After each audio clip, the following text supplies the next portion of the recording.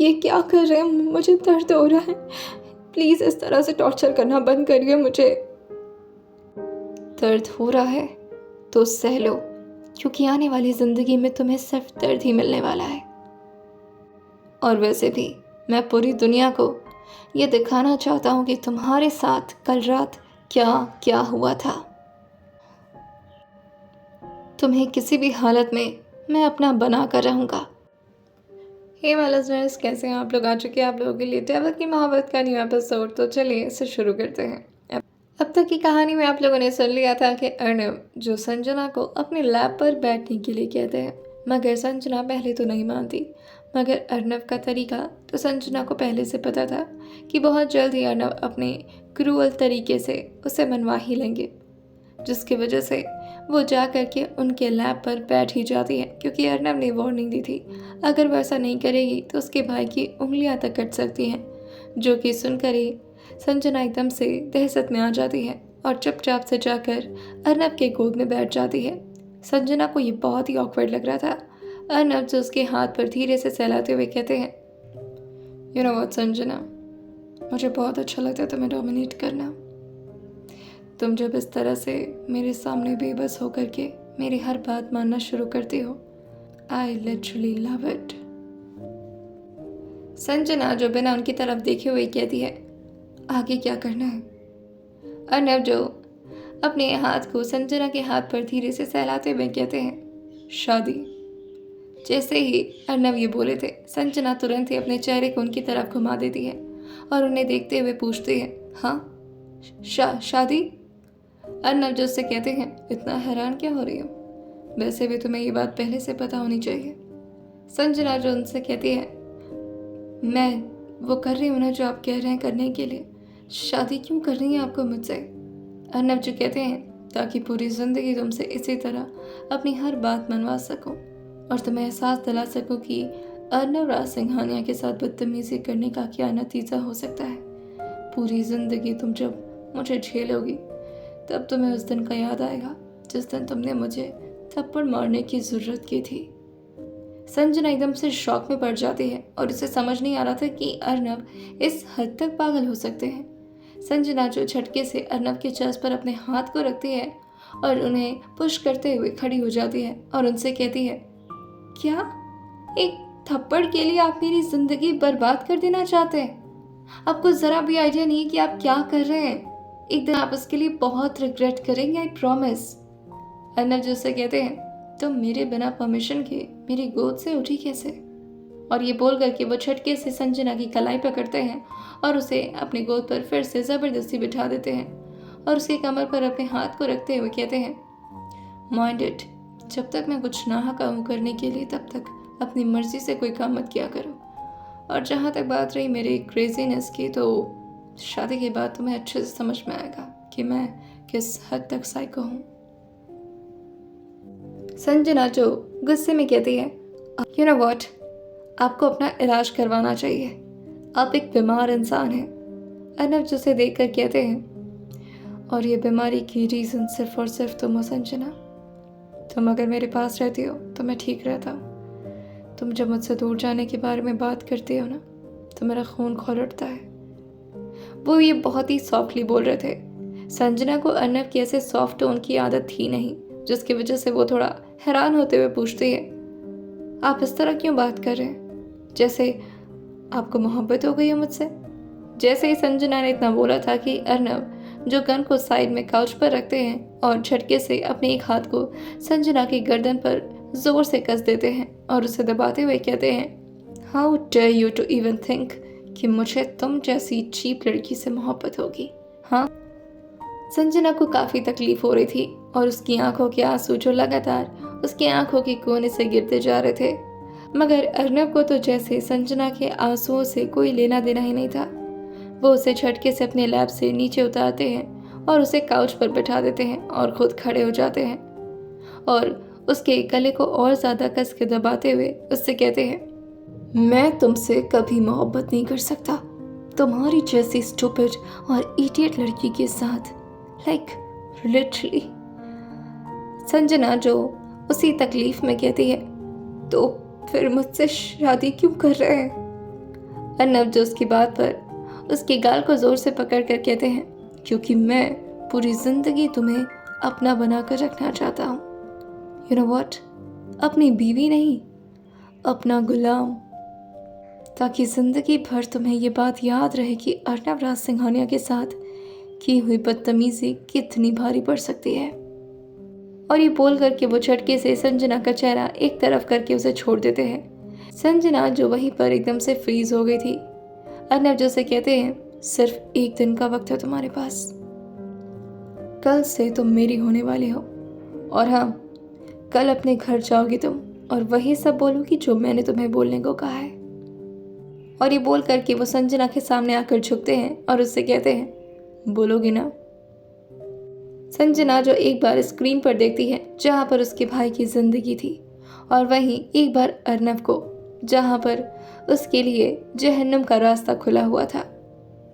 अपने भाई की जिंदगी के आगे उसने खुद को भी आग में झोंक दिया था, और वो अपना सिर हाँ मिलाते हुए कहती है, जी जरूर। संजना की आवाज में बहुत ही तकलीफ थी, मगर साथ ही एक जुनून भी था, जैसे वो आने वाले हर एक चैलेंजेस के लिए ऑलरेडी तैयार हो। सो जाती है। उसी काउच पर बैठे बैठे संजना की आज की पूरी रात बीत जाती है, और साथ ही सुबह होते होते उसे एक हल्की सी झपकी लग जाती है कि तभी उसकी नींद उसके मुंह पर जोर से पानी फेंकने की वजह से खुलती है। वो झटके से खड़े होते हुए एकदम से घबरा जाती है। अर्नब जिससे कहते हैं, आज तुम्हारी शादी होने वाली है और तुम इतने आराम से सो रही हो। संजना जो कहती है, हाँ मैं वो। संजना जो कुछ कह ही नहीं पाती, क्योंकि वो गहरी नींद से संजना को उन्होंने अचानक से उठा दिया था, जिसकी वजह से उसका दिमाग काम ही नहीं करता। अर्नब जो उसका हाथ पकड़कर उसे हल्का सा हिलाते हुए कहते हैं, होश में तो हो तुम? संजना जो कहती है, हाँ हाँ हाँ हाँ, मेरा हाथ दर्द हो रहा है, प्लीज छोड़ दीजिए। अर्नब जो कहते हैं, अब इन तकलीफों के लिए तुम मुझसे बार बार मिन्नतें करना बंद करो। अब इस छोटी मोटी तकलीफ तो तुम्हें सहनी पड़ेगी। और ये कह करके वो कहते हैं, चलो तुरंत ही ये लहंगे पहनो और तैयार हो जाओ। संजना जो बेड की तरफ देखती है जहां अर्नब का इशारा था। जैसे ही वो बेड पर देखती है, वहां एक खूबसूरत सा लहंगा रखा हुआ था जो अर्नब ने कल ही उसके लिए खरीदा था। संजना जो उसे देख कर कहती है, मैं ये क्यों पहनूं? वैसे भी मुझे तो घर जाना था ना, पहले घर जाना था, उसके बाद शादी। उसने इतना बोला ही था कि तभी अर्नब के कदम जो संजना की तरफ आगे बढ़ना शुरू हो जाते हैं। संजना जो एकदम से घबराना शुरू कर देती है, और वो काफ़ी ज़्यादा डर भी रही थी। वो भी पीछे जाते जाते जाकर काउच पर ही बैठ जाती है। अर्नब जो उसके बाजू को पकड़ के उसे बहुत ही बुरी तरह से खड़ा करते हैं, और उसके दोनों बाजुओं को अपने हाथों में पकड़ते हुए कहते हैं, तुम ये लहंगा पहनकर ही वहाँ जाओगी, ताकि उन लोगों को पता चले कि तुम्हारे उस खड़ूस इंसान ने जिससे तुम मदद मांगने गई थी, वो तुम्हें किस हालत में छोड़ दिया है। संजना जो कहती है, क्या मतलब है आपका? आप ना क्या चाहते हैं? आप दुनिया वालों को ये दिखाना चाहते हैं कि मेरी शादी टूट गई है? अर्नब जो कहते हैं, शादी नहीं, शादी के तो सिर्फ बहाने थे। उस शख्स ने तुम्हारे साथ सुहाग रात मनाकर तुम्हें छोड़ दिया। मैं ये दिखाना चाहता हूँ दुनिया वालों को। संजना जो एकदम से अपना चेहरा दूसरी तरफ कर लेती है, और उसके कानों में ये जैसे ही आवाज़ पहुंची थी, उसकी तो शर्म का ठिकाना नहीं बचा था। वो झटके से अर्नब के हाथों से अपने बाजों को छुड़ाना शुरू करती है, मगर पकड़ इतनी कस कर थी अर्नब की कि वो चाह कर भी, बहुत हिम्मत करने के बावजूद भी अपने हाथ को अर्नब के हाथ से छुड़ा नहीं पाती।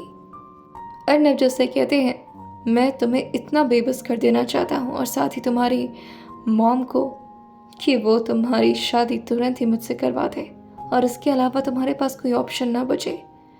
या तो तुम मुझसे शादी करो, या तो जाकर समंदर की गहराई में डूब मरो। संजना जो कहती है, दूसरा वाला ऑप्शन ट्राई कर सकती हूँ मैं, क्योंकि वो ज़्यादा बेहतर होगा। और जहाँ तक कि आप मुझे मारना ही चाहते हैं, मुझे तकलीफ ही देना चाहते, तो एक बार में सब ख़त्म क्यों नहीं कर देते? मार क्यों नहीं देते मुझे? कम से कम ऐसी दर्द भरी जिंदगी से मुक्ति तो मिल जाएगी मुझे। अर्नब जो उससे कहते हैं, oh oh my little sweetheart. मार दूंगा तो एक बार में सब खत्म हो जाएगा।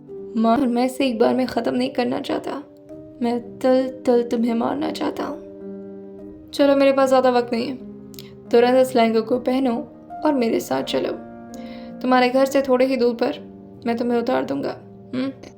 कोई होशियारी करने की गलती मत करना फ्लैट में पहुंचने के बाद, क्योंकि मैं भले वहाँ रहूँ ना रहूँ, मेरे आदमी लोग वहीं पर हैं और वो तुम्हारे भाई की अच्छे से खातिरदारी करेंगे अगर तुमने कोई भी गलती की तो। चलो तुरंत तैयार हो। संजना जो बिना देरी किए उस लहंगे को उठाती है, जो कि काफ़ी ज़्यादा भारी था। उससे एक बार में तो लहंगा उठाया ही नहीं गया था। वो 2 हाथ से उस लहंगे को उठाए हुए चेंजिंग रूम की तरफ जाने लगती है। वहीं अर्नब जो बालकनी में खड़े होकर के कुछ बात कर रहे थे। आधे घंटे में संजना जो पूरी तरह से रेडी हो चुकी थी, जो बालकनी से रूम की तरफ आ जाते हैं और जैसे उनकी नज़र संजना पर पड़ती है, उनका दिल जो जोरों से धड़कना शुरू कर देता है। अर्नब जो झटके से अपनी नज़र को दूसरी तरफ करते हैं और अपने दिल पर अपने हाथ रखते हुए अपने मन को समझाते हुए मन में ही कहते हैं, no stop it, you can not fall for her. Arnab तुम उससे नफरत करते हो और मेक श्योर कि तुम्हारी नफरत हमेशा इसी तरह बनी रहे। तुम किसी से मोहब्बत नहीं कर सकते और तुम्हारी चॉइस इतनी चीप तो बिल्कुल भी नहीं हो सकती। और खुद को समझाते हुए जैसे ही अर्नब फिर से टर्न होते हैं, उनकी नज़र जो फिर से जाकर संजना पर एकदम से गड़ जाती है और वो नहीं चाहती कि संजना एक पल भी इधर से उधर उनकी नज़र से ओझल हो। वो संजना के करीब आना शुरू करते हैं तो संजना धीरे से अपनी नज़र नीचे कर लेती है। अर्नब के बढ़ते कदम को देखकर संजना जो पीछे जाती है और जाकर काउच पर आराम से बैठ जाती है। अर्नब जो उसके ठीक सामने आकर नीचे बैठ जाते हैं। संजना को ये थोड़ा अजीब लगा था। अर्नब झटके से संजना के लहंगे को हल्का सा ऊपर करते हैं और उसके पैरों को अपनी थाई पर रख देते हैं और उसके पैर को धीरे से सहलाते हुए संजना को देखते हुए कहते हैं, तुम्हारी पायल कहाँ है? संजना जो एक बार अर्नब की नज़र में देखती है और फिर अपनी नज़र तुरंत ही नीचे करते हुए कहती है, वो ड्रेसिंग टेबल पर ही रखा है, पर मुझे पहनने में तकलीफ़ हो रही थी, मैं झुक नहीं पा रही थी, इसीलिए नहीं पहना। और ये लहंगा भी बहुत भारी है, थोड़ा अनकंफर्टेबल हो रहा है चलने में। अर्नब जो तुरंत ही खड़े होकर के ड्रेसिंग टेबल पर रखे उन पायलों को उठा करके फिर से संजना के सामने आकर झुकते हैं और उसके पैरों पे अपने हाथों से पायल पहना देते हैं। संजना जो उन्हें बहुत ही ध्यान से देख रही थी, उसका दिमाग कभी कभी इस चीज़ को मानने के लिए तैयार ही नहीं होता। ये वही शख्स है जिसके साथ संजना ने अपना पूरा बचपन बिताया है। मगर इस वक्त जब वो पायल पहना रहे थे संजना को, तब उसे फिर से वो बचपन वाला अर्नब याद आ रहा था, जो उसके साथ हमेशा से बहुत ही पोलाइट और बहुत ही जेंटल था। अर्नब जो दोनों पैरों को देखते हुए कहते हैं, now you are looking like a bride. और ये बोल करके वह खड़े हो जाते हैं और संजना के हाथ को पकड़ते हुए उसे खड़ा करते हैं और उसे मिरर के सामने लाते हुए और अर्नब उसके ठीक पीछे आकर उसके शोल्डर पर अपने चिन को टिकाते हुए कहते हैं, क्या लगता है तुम्हें देखकर कोई भी ये मानेगा कि तुम्हें एक आदमी ने यूज करके छोड़ दिया है? संजना जो खुद को एक बार शीशे में देखती है और फिर अपना सिर नीचे झुका लेती है। अर्नब जैसे कहते हैं, बताओ स्वीटहार्ट, क्या तुम्हें देखकर ऐसा लगेगा कि तुम तकलीफ में हो, दुखी हो और किसी ने तुम्हारे साथ संजना जो जोर जोर से सिसकियां लेना शुरू कर देती है और उसकी आंखों से उसके आंसू जो लगातार उसके गालों पर आने लगे थे। अर्नब जो उसके आंसू को देखते हुए कहते हैं, नहीं, इतना सिंपल तरीके से अगर तुम रोना शुरू कर दोगी तब भी पब्लिक को ये नहीं लगेगा कि तुम्हारे साथ क्या हुआ है और जो मैं दिखाना चाहता हूँ, नहीं, उसके लिए तुम्हारे आंसू काफ़ी नहीं होंगे संजना। वो संजना का हाथ अपने हाथों में लेते हैं और उसके बाजू को देखते हुए कहते हैं, आई डोंट थिंक सो, मुझे लगता है कि तुम्हारे साथ कुछ और ही करना पड़ेगा और तुम्हारे कपड़े जो इतने सलीके से दिख रहे हैं वो इतने नॉर्मल नहीं रहने चाहिए।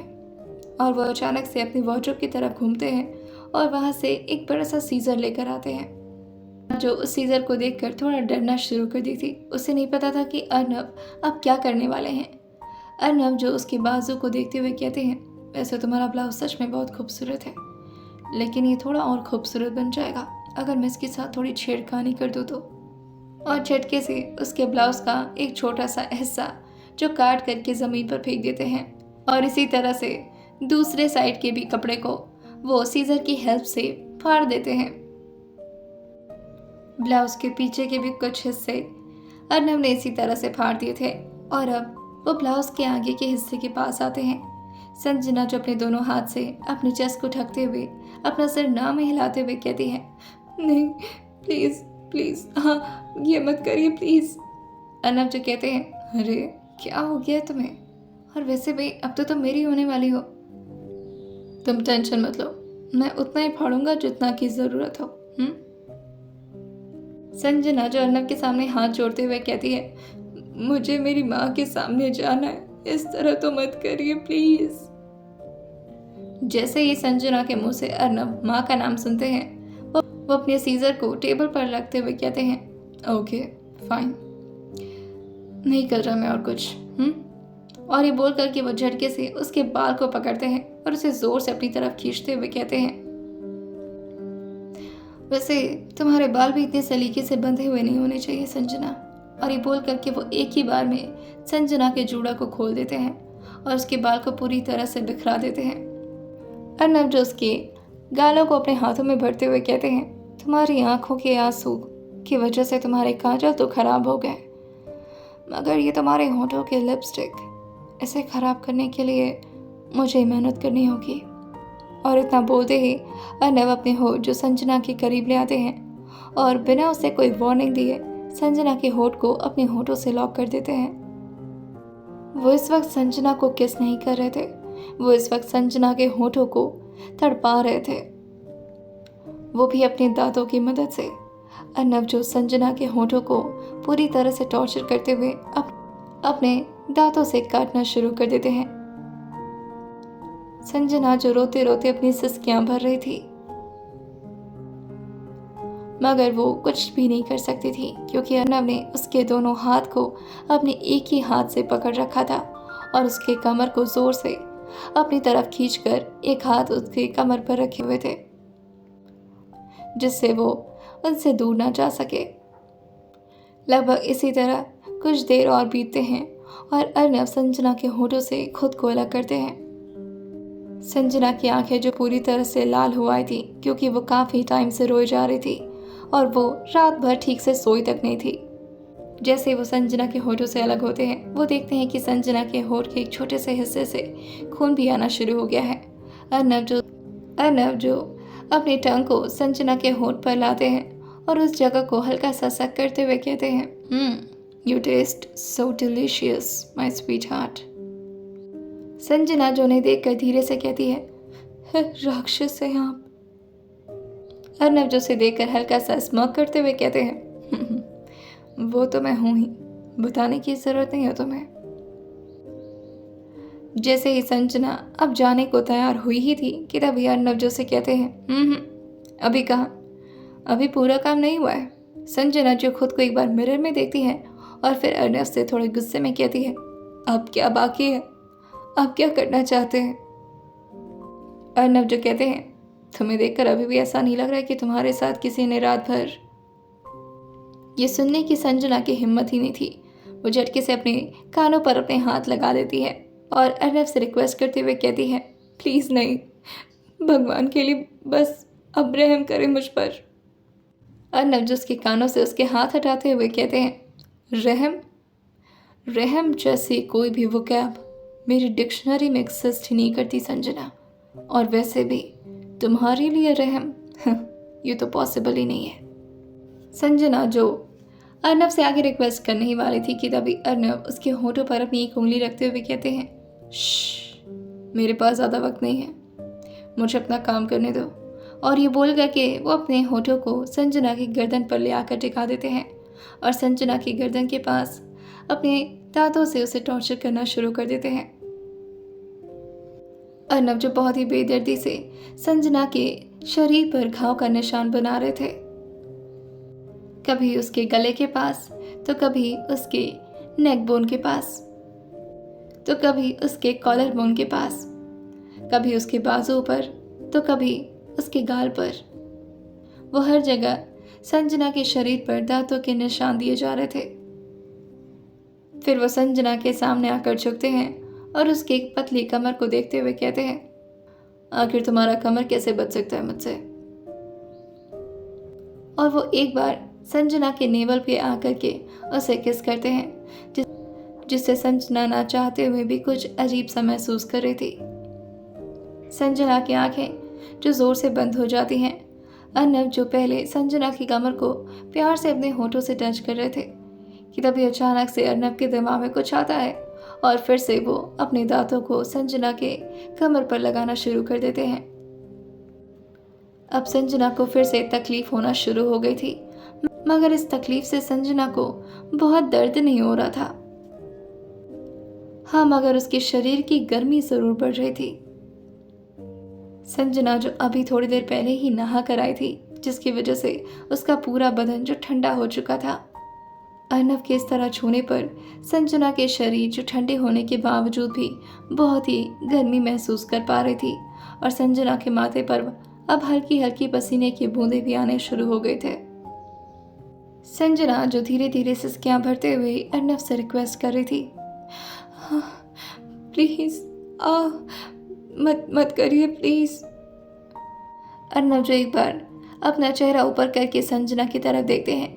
संजना के चेहरे पर अब गर्मी साफ नजर आ रही थी और साथ ही उसके अंदर की तकलीफ जो वो दिखाना तो नहीं चाह रही थी, मगर उसके चेहरे पर वो भी अर्नव साफ तरीके से देख पाते हैं। इस तरह से संजना को आहें भरता देख अर्नव जो उससे कहते हैं, अगर इतने प्यार से रिक्वेस्ट करोगी तो मैं खुद को कंट्रोल नहीं कर पाऊंगा संजना, बेहतर होगा कि तुम चुप ही रहो। और ये बोल करके अर्नव जो फिर से अपने काम में लग जाते हैं और संजना की पूरे कमर को काफी हद तक जख्मी कर देते हैं। और फिर वो संजना के सामने खड़े होते हुए उसकी कमर को धीरे से अपने हाथों से सहलाते हैं। उस चोट पर जब वो अपने हाथ को फेरते हैं तो संजना को काफी दर्द हो रहा था और वो संजना के कान में आकर धीरे से पूछते हैं, कैसा लगा अर्नव राज सिंघानिया का दिया हुआ टॉर्चर। इस वक्त अर्नव की गर्म सांसें जो डायरेक्टली संजना के गले के पास आकर ठहर जा रही थी। ना चाहते हुए भी संजना की सांसें जो जोर से बढ़ी हुई थी और साथ ही उसकी धड़कन भी।